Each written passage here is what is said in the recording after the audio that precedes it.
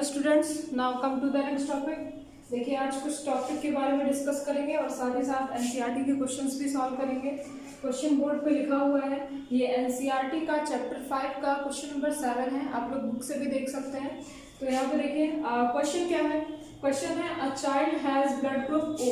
ठीक है, एक चाइल्ड है जिसका ब्लड ग्रुप क्या है, O है। If the father has blood group A, father का अगर ब्लड ग्रुप A है and mother blood group B, ठीक है, मदर का ब्लड ग्रुप क्या है, B है। Work out the genotype of parents and possible genotype of other offspring. तो यहाँ पे पूछ रहा है, ध्यान दीजिएगा, कह रहा है कि work out the genotype of parents, parent का जीनोटाइप क्या होगा। अगर A और B पेरेंट का ब्लड ग्रुप है तो इसका जीनोटाइप क्या होगा, और साथ ही साथ कह रहा है possible genotype of other offspring, इससे होने वाली जो ऑफस्प्रिंग होगी उसका जीनोटाइप क्या होगा। ठीक है, टॉपिक मैंने आपको पढ़ा दिया था। ठीक है, टॉपिक के बारे में हम डिस्कस कर चुके थे। आज क्वेश्चन सॉल्व करेंगे, तो ध्यान दीजिए आप। देखिए, चाइल्ड का ब्लड ग्रुप हमें निकालना है, ठीक है, O है। मदर और फादर का ब्लड ग्रुप क्या है, यहाँ पे देखिए फादर का ब्लड ग्रुप क्या है, पहले लिखेंगे फादर। ठीक है, फादर का ब्लड ग्रुप क्या है, A है। और मदर का ब्लड ग्रुप क्या है, मदर का ब्लड ग्रुप क्या है, B है। ठीक है, B है। अब देखिए यहाँ पे पॉसिबल जीनोटाइप क्या हो सकता है। ठीक है, ब्लड ग्रुप का जो जीनोटाइप होता है वो क्या होगा। देखिए, ब्लड ग्रुप का जीनोटाइप कौन कौन से होंगे, देखिए आपको दिख रहा होगा इधर। हाँ, चलिए, ब्लड ग्रुप का जीनोटाइप क्या होगा, IA। अगर A ब्लड ग्रुप है तो क्या होगा, IA या फिर IAI। ठीक है, I या फिर IO भी हम इसे लिख सकते हैं। ये जीनोटाइप होगा। इसमें से देखिए A और B क्या होता है, दोनों डोमिनेंट होता है। O क्या होगा, रिसेसिव होगा, ये बता चुके हैं। B अगर किसी का ब्लड ग्रुप है तो जीनोटाइप क्या होगा, IB और I, ये जीनोटाइप होगा। और अगर किसी पर्सन का ब्लड ग्रुप O है तो जीनोटाइप क्या होगा, II। ठीक है, या फिर इसको IO भी लिख सकते हैं। ठीक है, AB अगर है तो AB के केस में क्या होगा, जीनोटाइप IA होगा और IB होगा। ठीक है, जीनोटाइप आपको पता है। यहाँ पे देखिए फादर का ब्लड ग्रुप क्या है, A है। मदर का ब्लड ग्रुप क्या है, B है। तो पॉसिबल जीनोटाइप्स क्या हो सकते हैं यहाँ पे। देखिए A क्या होता है, डोमिनेंट होता है, और B क्या होगा, डोमिनेंट होगा। ठीक है, ब्लड ग्रुप चाइल्ड का क्या है, O है। ठीक है, O लाना है। तो अगर आपने A ले लिया या फिर B ले लिया तो इस केस में O आएगा ही नहीं। ठीक है, तो जीनोटाइप आपको डिसाइड करना है। ठीक है, जीनोटाइप आपको डिसाइड करना है। तो IA और I यहाँ पे क्या होगा, इसका जीनोटाइप होगा। ठीक है, IA और I। ठीक है, क्वेश्चन के अकॉर्डिंग जीनोटाइप आप डिसाइड करेंगे कि इसमें होमोजाइगस कंडीशन में होगा जीनोटाइप या फिर हेटेरोजाइगस कंडीशन में होगा। क्लियर। अब इसके बाद देखिए B अगर है मदर का तो इसमें जीनोटाइप क्या ले सकते हैं हम, IB और I ले सकते हैं। ठीक है, अब इसके बीच में देखिए गैमीट्स। ठीक है, ये पेरेंटल है। ठीक है, पेरेंटल के जीनोटाइप हमने बता दिए हैं। ठीक है, यहाँ पे लिख सकते हैं पेरेंटल जीनोटाइप क्या है। पेरेंटल जीनोटाइप पहला क्वेश्चन था ना यहाँ पे, work out the genotype of parent का जीनोटाइप क्या होगा, IA और I होगा, और मदर का क्या होगा, IB और I होगा। ठीक, अब देखिए जीनोटाइप फॉर्म हो गया। अब गैमीट फॉर्म करेंगे। गैमीट क्या फॉर्म होंगे, यहाँ से आ जाएगा IA, यहाँ से आएगा I। ठीक है, अब यहाँ से B से क्या आएगा, IB और I। ठीक है, ये आ गया। अब इनके बीच में क्रॉस करा दीजिए। यहाँ पे क्रॉस कराएंगे आप, फर्स्ट वाले का दूसरे का फर्स्ट में, फर्स्ट वाले का दूसरे का दूसरे में, सेकंड का दूसरे का फर्स्ट में, और फिर सेकंड का दूसरे का दूसरे में। ठीक है, क्या आता है देखिए रिजल्ट, खुद से आप करके देख सकते हैं। यहाँ से आएगा IA, ठीक है, और यहाँ से आएगा IB, यहाँ पे आएगा IA, यहाँ से आएगा क्या I, यहाँ से आएगा I, और यहाँ से आ गया IB। ठीक है, यहाँ से आ गया I और यहाँ से भी आ गया I। ठीक है, क्या आएगा ब्लड ग्रुप, देखिए AB है, दोनों डोमिनेंट है तो AB आ जाएगा। फिनोटाइप IA है तो यहाँ पे आ जाएगा A ब्लड ग्रुप। IB और I है, एक डोमिनेंट और दूसरा क्या है, रिसेसिव है, तो डोमिनेंट वाला अपने कैरेक्टर शो करेगा तो B ब्लड ग्रुप आ जाएगा, और I क्या है, दोनों रिसेसिव है तो क्या होगा, ब्लड ग्रुप O आ जाएगा। ठीक है, तो ये आ गया आपका ऑफस्प्रिंग का जीनोटाइप। देखिए क्या पूछा था, and possible genotype of other offspring. ठीक है, तो ये ऑफस्प्रिंग का क्या आ गया, जीनोटाइप, ऑफस्प्रिंग जीनोटाइप। ठीक है, जीनोटाइप टाइप, ठीक है। अब देखिए यहाँ पे देखिए a child has blood group O, child का ब्लड ग्रुप क्या है? ओ है। तो यहाँ पे 4 में से एक का ब्लड ग्रुप क्या आया है? ओ आया है, ठीक है। एक चाइल्ड का ब्लड ग्रुप क्या आया है? ओ आया है। और जीनोटाइप क्या आया है? आई ए, आई B, I A I, I B I और आई आई आर, ठीक है। और यहाँ पे पूछा था हमसे चाइल्ड का ब्लड ग्रुप क्या होगा? ओ। समझ में आया? नोट कर लीजिए इसको।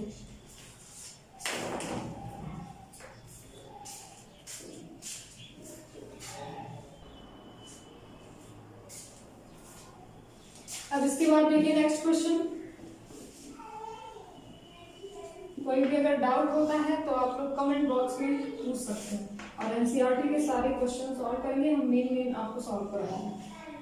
देखिए नेक्स्ट क्वेश्चन है,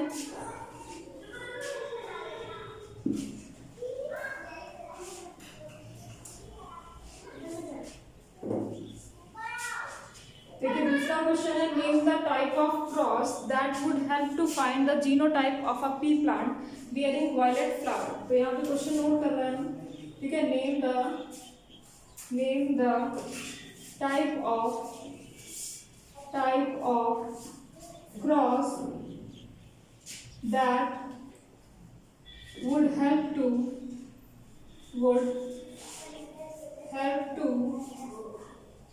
find the genotype। आप लोग ये सॉल्व करते जाइएगा, क्वेश्चन नोट कर लीजिएगा पहले, फिर सॉल्व करेंगे। ऑफ अ पी प्लांट पहले आप लोग अपने से कोशिश करेंगे करने की, तो इसके बाद हम सॉल्व कराएंगे। प्लांट बियरिंग वायलेट फ्लावर, ठीक है। तो ये आपका क्वेश्चन है। देखिए क्या कह रहा है क्वेश्चन, पहले ध्यान से समझिएगा। Name the type of cross, ठीक है।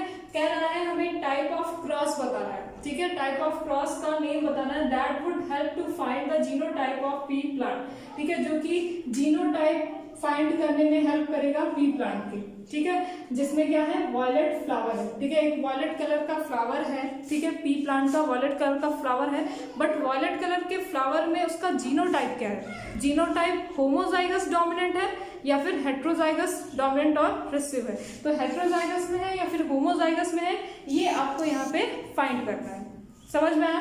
तो यहाँ पहले आप लोग क्वेश्चन नोट करिए, क्वेश्चन नोट करने के बाद आप लोग सॉल्व करेंगे और कमेंट बॉक्स में पहले इसका आंसर देंगे, ठीक है, तब हम सॉल्व कराएंगे इसको। तो देखिए किसी भी, मैंने आपको टेस्ट क्लास पढ़ाया था, किसी भी फ्लावर का या फिर किसी भी प्लांट का अगर जीनोटाइप फाइंड करना होता है तो कौन सा क्रॉस करते हैं? टेस्ट क्रॉस करते हैं, ठीक है। तो यहाँ पे कौन सा क्रॉस हो जाएगा? टेस्ट क्रॉस हो जाएगा, ठीक है, टेस्ट क्रॉस। और टेस्ट क्रॉस मैंने बताया था, test cross is equal to F1 hybrid into recessive genotype, ठीक है। टेस्ट क्रॉस निकालने का तरीका क्या है? टेस्ट क्रॉस अगर फाइंड करना है तो F1 हाइब्रिड का हम क्रॉस करा देंगे किससे? रेसेसिव जीनोटाइप से, ठीक है। अब देखिए यहाँ पे ध्यान दीजिएगा, पूरा सॉल्व करना है आपको, सिर्फ नाम ही नहीं बताना है कि टेस्ट क्रॉस है। देखिए वायलेट फ्लावर है, ठीक है। मेंडल्स का जो मेंडल के कैरेक्टर थे, ठीक है, मेंडल के कैरेक्टर थे, उसमें फ्लावर का कलर भी उन्होंने लिया था, ठीक है, फ्लावर का कलर लिया था, बट फ्लावर का कलर की वैरायटी यहाँ पे नहीं दी है, फ्लावर के कलर की वैरायटी नहीं दी है। तो उन्होंने एक कैरेक्टर लिया था जिसमें फ्लावर का कलर दिया था, और जो फ्लावर का कलर था उसकी 2 वैरायटी थी। कौन कौन सी बताइए? Violet and white. कौन कौन सा था? Violet and white. तो आपको कैरेक्टर्स भी याद रखना है, 7 कैरेक्टर्स जो है उसको भी याद रखना है, अदरवाइज आप इसको फाइंड नहीं कर सकते, इसको सॉल्व नहीं कर सकते, ठीक है। इसीलिए एनसीईआरटी में भी ये मेंशन किया है पूरा 7 कैरेक्टर। तो देखिए यहाँ पे फ्लावर के कलर की वैरायटी क्या थी? Violet and white. वायलेट को हम किस जीन से दिखाएंगे? ठीक है, किस जीन से दिखाएंगे बताइए? कैपिटल बी से, ठीक है। और व्हाइट को स्मॉल बी से। कैपिटल बी क्या हो जाएगा? यहाँ पे डोमिनेंट हो जाएगा, और स्मॉल बी क्या हो जाएगा? रेसेसिव हो जाएगा। अब इसके बाद देखिए सॉल्व करते हैं, चलिए सॉल्व करते हैं। अब देखिए इसको सॉल्व कैसे करेंगे। देखिए यहाँ पे देखिए डोमिनेंट और रिसेसिव को पहले यहाँ पे क्या लेना है? हमें F1 हाइब्रिड लेना है। F1 हाइब्रिड कैसे आएगी? पेरेंटल जनरेशन से आएगी। तो पेरेंटल जनरेशन क्या होगा? यहाँ पे कैपिटल बी स्मॉल बी, ठीक है, यही होगा। यहाँ से गैमेट क्या फॉर्म होगा? Capital B small B small B, ये हो जाएगा। एक डोमिनेंट कैरेक्टर है, ठीक है, डोमिनेंट है, और दूसरा क्या है, रेसिव है, ठीक है, यही तो लिए थे, ठीक है, यही तो लिया जाता है पेरेंटल में। पेरेंटल में क्या लेते हैं, डोमिनेंट का क्रॉस कराते हैं किसमें, रेसिव में। गैमेट क्या फॉर्म हुआ, capital V, small V, small V, इसमें आप लोग क्रॉस कराएंगे तो क्या आएगा, क्रॉस कराने के बाद कैपिटल वी आएगा, small V, capital V, small V, capital V, small V, और कैपिटल वी, स्मॉल वी। ये आपका आ गया क्या, F1 हाइब्रिड, ठीक है। तो यहाँ से हमें क्या मिल गया, F1 हाइब्रिड। अगर हमें टेस्ट क्रॉस कराना है तो F1 हाइब्रिड पता होना चाहिए। तो F1 हाइब्रिड के लिए हम लोग क्या कराएंगे, पेरेंटल जनरेशन में क्रॉस कराएंगे। पेरेंटल जनरेशन में क्या कराते हैं, डोमिनेंट का रेसिव में क्रॉस कराते हैं और हमारी F1 हाइब्रिड आ जाती है। तो F1 हाइब्रिड क्या है यहाँ पे, कैपिटल वी, स्मॉल वी, ठीक है। तो अब इसको नोट करने के बाद अब देखिए क्या है आगे, देखिए F1 हाइब्रिड क्या है, कैपिटल वी, स्मॉल वी, ठीक। इसका क्रॉस किस में कराना है, रेसिव जीनोटाइप पे। रेसिव कैरेक्टर क्या होंगे यहाँ पे, रेसिव जीनोटाइप क्या होगा, स्मॉल वी, स्मॉल वी, ये हो जाएगा स्मॉल वी, स्मॉल वी। यहाँ पे गैमेट फॉर्म करिए, gamete capital V, small V, यहाँ से भी क्या होगा, स्मॉल वी, स्मॉल वी, ठीक है, यहाँ से स्मॉल वी, स्मॉल वी, ठीक। अब देखिए यहाँ पे क्रॉस कराएंगे, ठीक है, क्रॉस कराते हैं तो देखिए क्या आता है रिजल्ट। यहाँ से आएगा कैपिटल वी, यहाँ से आएगा स्मॉल वी, यहाँ से आएगा कैपिटल वी, यहाँ से आएगा स्मॉल वी, यहाँ से स्मॉल वी, इधर से भी स्मॉल वी, यहाँ से भी स्मॉल वी आएगा, और इधर से भी क्या होगा, स्मॉल वी। तो यहाँ पे देखिए एक क्या आया है, दो कैरेक्टर जो आए हैं वो कैसे आए हैं, वॉयलेट आए हैं, और दो जो कैरेक्टर हैं, दो ऑफस्प्रिंग जो है वो कैसे आए हैं, रेसिव आए हैं, सॉरी यहाँ पे व्हाइट आए हैं, ठीक है, व्हाइट आए हैं। तो यहाँ पे देखिए वॉयलेट और व्हाइट, वॉयलेट यहाँ पे क्योंकि डोमिनेंट है, डोमिनेंट जीन है, तो डोमिनेंट वाले अपने आपको क्या करेगा, कंप्लीटली एक्सप्रेस करेगा, तो वॉयलेट आ जाएगा। और यही क्वेश्चन यहाँ पे पूछा गया है कि find the genotype of a pea plant bearing violet flower. अगर पी प्लांट का जो फ्लावर है अगर वॉयलेट है तो उसका जीनोटाइप क्या होगा। तो यहाँ पे हमें जीनोटाइप क्या मिला, capital V, small V, capital V, small V, मतलब कि जो प्लांट बियर कर रहा है वॉयलेट फ्लावर को उसमें कौन से जीन होंगे, कैपिटल वी, स्मॉल वी, ठीक है। तो यहाँ पे लिख सकते हैं आप वॉयलेट फ्लावर, फ्लावर बियरिंग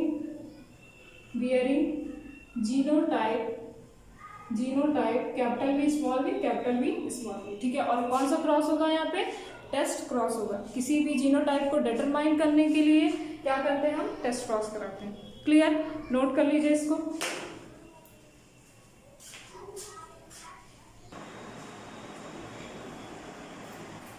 अब इसके बाद देखिए नेक्स्ट टॉपिक है क्रोमोसोमल थ्योरी ऑफ इनहेरिटेंस। बहुत इंपॉर्टेंट टॉपिक है, ध्यान से पढ़िएगा।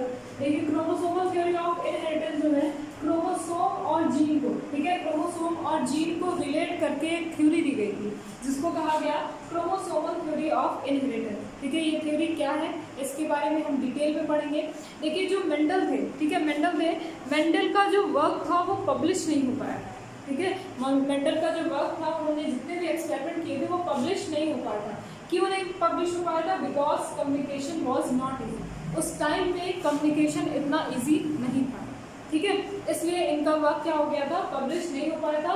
और साथ ही साथ ये प्रूव भी नहीं कर पाया था, ठीक है। जितने भी इन्होंने एक्सपेरिमेंट दिया था उसमें बहुत सारे जो साइंटिस्ट थे, ठीक है, साइंटिस्ट थे, वो मानने के लिए तैयार ही नहीं थे कि जो जीन होता है, फैक्टर होता है, वही रिस्पॉन्सिबल होता है कैरेक्टर को ट्रांसफर करने के लिए, ठीक है। तो इनसे प्रूफ मांगा गया तो मेंडल प्रूफ नहीं कर पाए थे, ठीक है। और इन्होंने क्या किया था बायोलॉजी में, ठीक है, बायोलॉजी में कुछ मैथमेटिक के टर्म्स यूज़ किए थे, ठीक है। मैथमेटिक का टर्म कहने का मतलब है जैसे कि जीनोटाइप रेशियो, ठीक है, फिनोटाइप रेशियो, इसमें मैथमेटिक यूज़ किया था। तो ये भी कुछ साइंटिस्ट नहीं मान रहे थे, ठीक है। तो यहाँ पे देखिए इनका जो वर्क था वो पब्लिश नहीं हो पाया था क्योंकि वहाँ पे कम्युनिकेशन उस टाइम पे इजी नहीं था, न्यूज़पेपर नहीं थे, ठीक है, इतना न्यूज़ चैनल नहीं था, ठीक है। तो इस वजह से इनका जो वर्क था वो पब्लिश नहीं हो पाया था और ना ही ये प्रूफ कर पाया था, ठीक है। अब देखिए 1900 में, ठीक है, 1900 में 3 साइंटिस्ट थे, ठीक है, डी ब्राइस, कोरेंस एंड शर्माक, ठीक है। शर्माक इन्होंने क्या किया, मेंडल के वर्क को रीडिस्कवर किया, ठीक है। जब मेंडल की डेथ हो गई थी तो इन्होंने क्या किया, मेंडल के वर्क को रीडिस्कवर किया, ठीक है, रीडिस्कवर किया। और रीडिस्कवर करने के बाद ये प्रूफ करना चाहा कि जो मेंडल कह रहे थे वो क्या था, सही था, ठीक है। अब देखिए इन 1902 में 2 साइंटिस्ट थे, सटन एंड बोगली, ठीक है, सटन एंड बोगली, इन्होंने प्रपोज किया था इस थ्योरी को।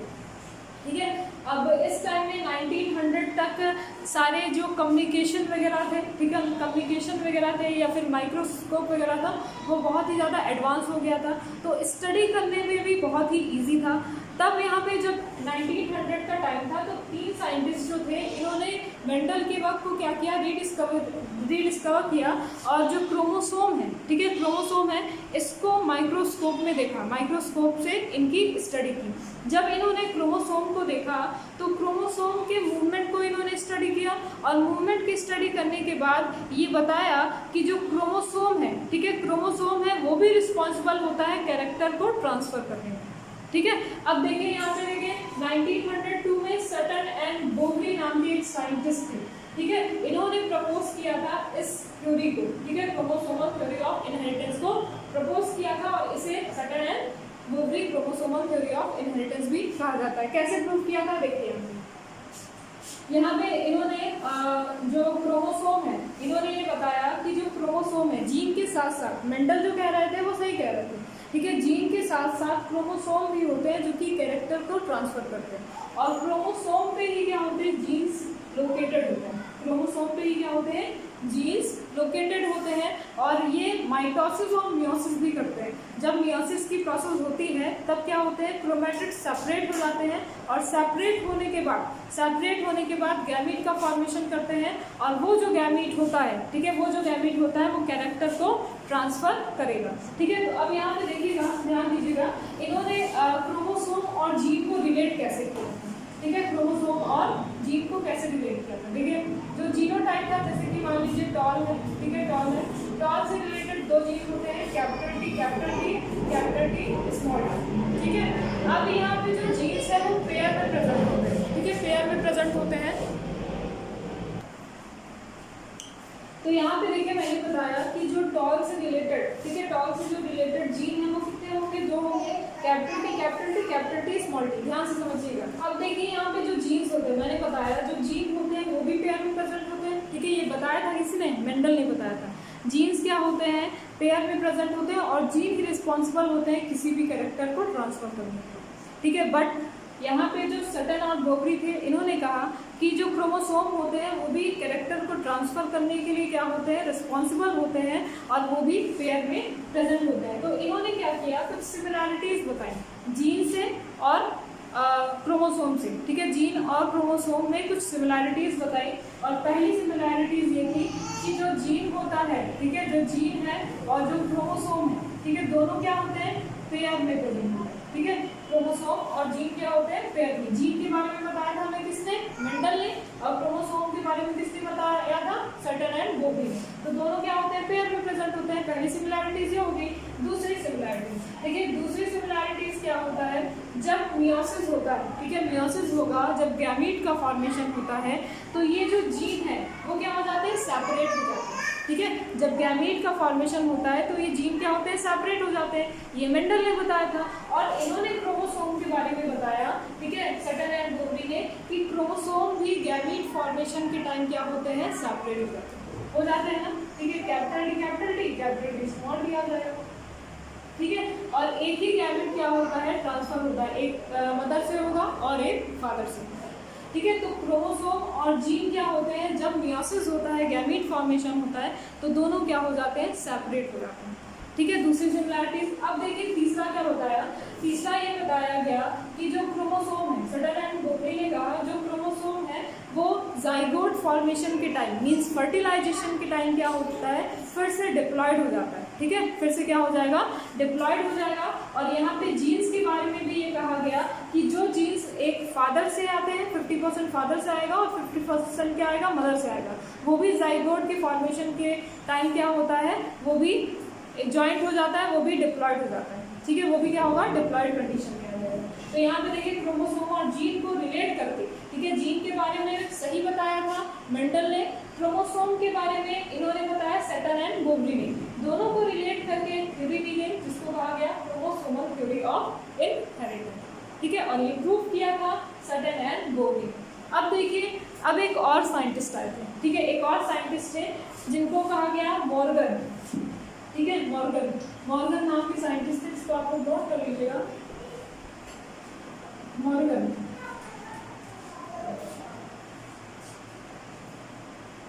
सॉरी, देखिए मॉर्गन नाम के साइंटिस्ट थे, इन्होंने टीएच मॉर्गन, ठीक है, टीएच मॉर्गन, देखिए अब टीएच मॉर्गन जो साइंटिस्ट थे उन्होंने क्रोमोसोमल थ्योरी ऑफ इनहेरिटेंस के बारे में एक्सपेरिमेंटल प्रूफ दिया। कैसे एक्सपेरिमेंटल प्रूफ दिया? देखिए इन्होंने एक एक्सपेरिमेंटल ऑब्जेक्ट लिया और वो एक्सपेरिमेंटल ऑब्जेक्ट था ड्रोसोफिला। क्या था? ड्रोसोफिला, ठीक है, ड्रोसोफिला, इसका पूरा नाम होता है ड्रोसोफिला मेलानोगैस्टर, मेलानोगैस्टर, ठीक है। इनका एक्सपेरिमेंटल ऑब्जेक्ट क्या था? ड्रोसोफिला मेलानोगैस्टर, एक्सपेरिमेंटल ऑब्जेक्ट, ठीक है, क्या था? ड्रोसोफिला मेलानोगैस्टर। इसमें क्या होता है? ड्रोसोफिला जीनस होता है और मेलानोगैस्टर क्या होता है? स्पीसीज होता है। इसका कॉमन नेम होता है फ्रूट फ्लाई, ठीक है, फ्रूट फ्लाई। टीएच मॉर्गन ने कहा कि मैं अपने एक्सपेरिमेंट में कोई भी प्लांट नहीं लूंगा, क्या लूंगा? एनिमल्स लूंगा, ठीक है। और एनिमल में क्या किया उन्होंने? एक इंसेक्ट को चूज किया जो था ड्रोसोफिला मेलानोगैस्टर, इसको फ्रूट फ्लाई कहते हैं। फ्रूट फ्लाइज को क्यों कहते हैं यहाँ पे ध्यान दीजिएगा, ये जो फ्रूट फ्लाई है, ठीक है, फ्रूट फ्लाई है, ये ईस्ट को कंज्यूम करती है, ठीक है, ईस्ट को क्या करेगी? कंज्यूम करेगी। यहाँ पे देखिए जो बनाना होता है, बनाना और मैंगो, ठीक है, बनाना और मैंगो, इसमें ऑक्सीजन प्रेजेंट होता है, ठीक है, ऑक्सीजन बहुत ही ज्यादा अमाउंट में प्रेजेंट होता है। और ऑक्सीजन से क्या होता है? ईस्ट का फॉर्मेशन होगा। ईस्ट का है एक यूनिसेलुलर फंगस है, ईस्ट एक अकेला यूनिसेलुलर फंगस होता है, बाकी सारे क्या होते हैं? मल्टीसेलुलर होते हैं। तो जहाँ पे ईस्ट होगा वहाँ पे कंज्यूम करेगी, इसको इन्वल्व करेगी ईस्ट को कौन? Fruit fly. और ईस्ट कहाँ पे प्रेजेंट होता है? ज़्यादा बनाना और मैंगो में प्रेजेंट होता है। तो फ्रूट फ्लाई क्या करता है? इस ईस्ट को कंज्यूम करता है, इन्वल्व करता है, इसीलिए इसका नाम क्या दिया गया? Fruit fly. और देखिए इन्होंने फ्रूट फ्लाई को क्यों चूज किया? फ्रूट फ्लाई को इसलिए चूज किया क्योंकि ये बहुत ही सिंथेटिक मीडियम में, ठीक है, बहुत ही नॉर्मल मीडियम में क्या कर सकता है? ग्रो कर सकता है। और इनकी जो लाइफ साइकिल होती है वो सिर्फ 2 वीक की होती है, ठीक है, सिर्फ 2 वीक की होगी। तो लाइफ साइकिल 2 वीक की होती है। ये सिंगल मेट में बहुत सारे ऑक्सीजन को प्रोड्यूस करते हैं। इनका जो प्रोड्यूस करने का मीडियम होता है वो सिंपल होता है, ठीक है, बहुत ही सिंपल मीडियम में ये लैब में क्या हो सकते हैं? प्रोड्यूस हो सकते हैं। तो इसलिए इन्होंने क्या किया? फ्रूट फ्लाई को चूज किया। अब देखिए फ्रूट फ्लाई को इन्होंने, फ्रूट फ्लाई में एक मेल फ्रूट फ्लाई लिया था और फीमेल लिया था, ठीक है, मेल और फीमेल लिया था, ठीक। फीमेल में फीमेल की रेड आईज के साथ इन्होंने क्रॉस कराया और मेल का जो आई था, ठीक है, मेल का जो आई था वो व्हाइट कलर का था, ठीक है, व्हाइट आई, ठीक है, आई के कलर से लेके, ठीक है, आई का जो कलर है इसके कैरेक्टर के क्या है? ये जो कैरेक्टर है इसकी 2 वैरायटीज थी, व्हाइट आई और रेड आई, ठीक है। रेड आई जो था वो फीमेल में था और व्हाइट आई किसमें था? मेल में था। फीमेल में जो रेड आई प्रेजेंट था उसको इन्होंने क्रॉस करा दिया किससे? व्हाइट आई से। और क्या क्रॉस कराया था? किस तरह का इन्होंने किस जीन को या फिर क्रोमोसोम को किस तरह से सिंबल दिया था, ठीक है, डिनोट किया था, उसको हम लोग नेक्स्ट क्लास में डिस्कस करेंगे।